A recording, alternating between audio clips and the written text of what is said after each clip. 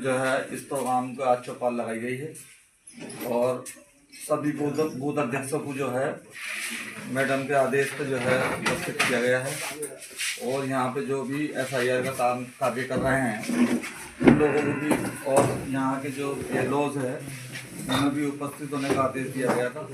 मुझे भी आदेश दिया गया, मैं यहाँ उपस्थित यहाँ पे जो है प्रोग्राम कराने के लिए जो मेरे लिए सेवा की गई मैं उसके लिए मैंने अपना कार्य किया। और आज की जो मेन बिंदु है वो ये है कि SIR जागरूकता अभियान जो चौपाल लगाई गई है पार्टी की तरफ से उसका मेन बिंदु है। तो और जो आदेश हुआ है मैडम को उसका प्रोग्राम मैडम बताएंगी और अच्छी पहल है, ये बहुत बढ़िया पहल है।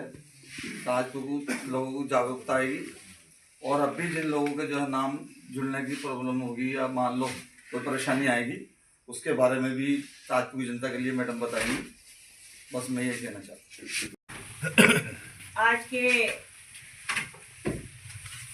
इस चौपाल कार्यक्रम में हमारे साथ मंच पर उपस्थित ग्राम प्रधान जी और गांव के सचिव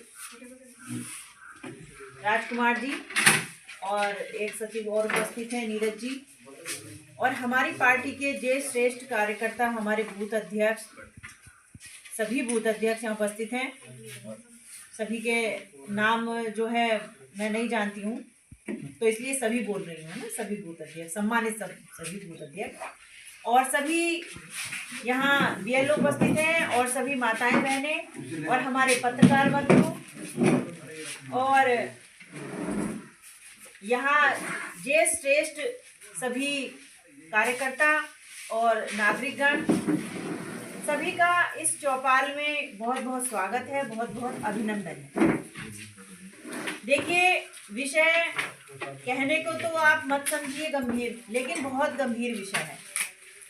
जो SIR का जो काम चल रहा था अभी वोट कटने का कि आपने जिसके वोट जो है शिफ्टेड हैं, जिसके वोट जो हैं डबल हो गए हैं, जो मृतक हो गए हैं तो उनके वोट कटने थे, वो कार्य हो गया समाप्त। अब फॉर्म नंबर 6 भरा जा रहा है नए वोट बनने के लिए।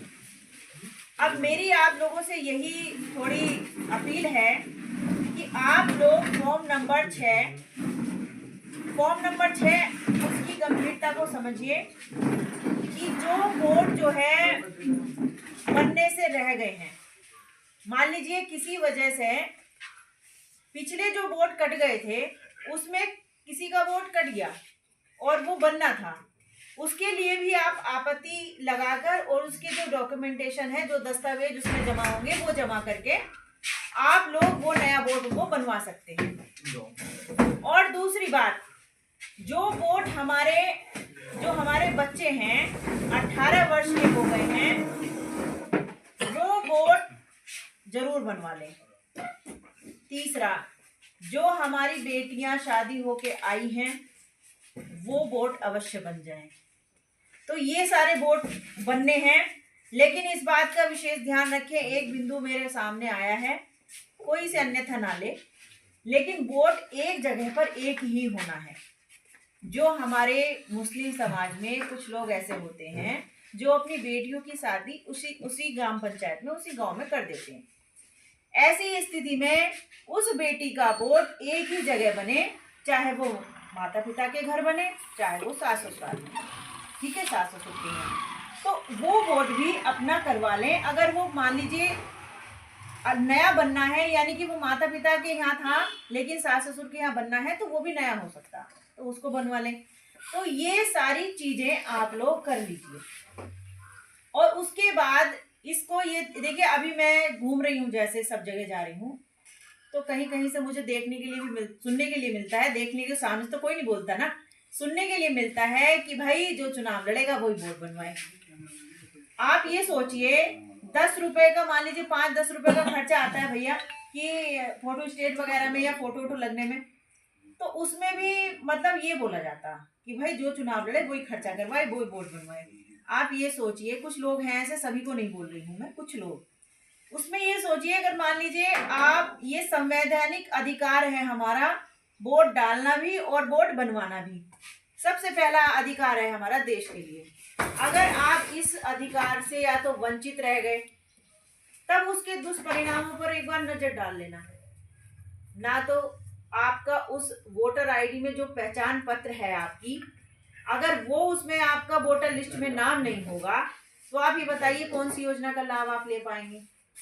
अगर सरकार ने कभी ये नियम निकाला कि जिसका वोट नहीं है वो भारत का नागरिक नहीं है, जैसा कि ये सुनने में भी आया है, कुछ लोगों ने इसका दुष्प्रचार के तरीके से जो है काम किया है इस चीज को लेके, लेकिन वास्तव में जिसका वोट नहीं होगा उसे कौन कौन पूछेगा, बताइए आप जरा।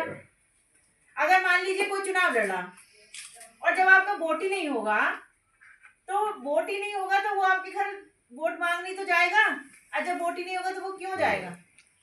तो भैया सब लोग अपना गंभीरता से इस विषय को जाने। हमारे बूथ अध्यक्ष, बीएलओ, बीएलए, प्रधान जी, पूरा अमला लगा हुआ है। आप लोगों की भी सहभागिता इसमें, जो यहाँ तो सभी बुद्धिजीवी बैठे हैं लोग, सभी अगर इस जागरूकता अभियान को थोड़ा सा और पुशअप करेंगे तो और अच्छे से इसमें काम होगा। और जो गड़बड़ हुए हैं, क्योंकि कटने में तो एकदम धड़ाधड़ काट दिए सबके वोट, जिनके नहीं कटने थे उनके भी कट गए, ऐसा सुनने में आया है।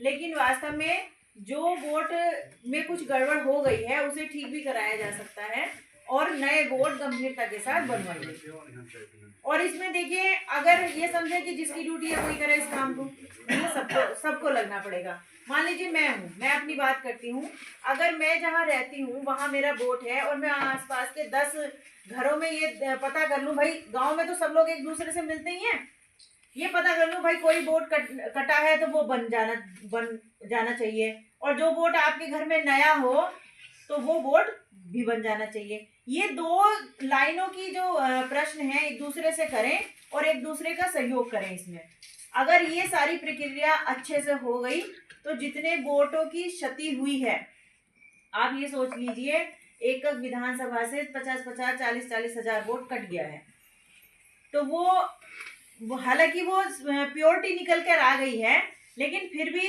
भाई कोई भी व्यक्ति, हमारा ये लोकतांत्रिक देश है और यहाँ वोट की एक बहुत अहम भूमिका निभाई जाती है। अगर वोट की परसेंटेज के साथ साथ वोट भी अगर उतना ही पड़ने लगे तो रिजल्ट और भी अच्छा आएगा।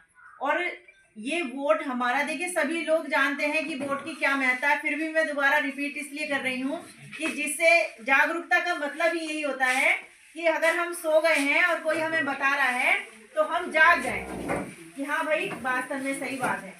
तो इसलिए आप ये सोचिए कि वोट हमारा, हमारे हित के लिए सत्ता पलट देता है।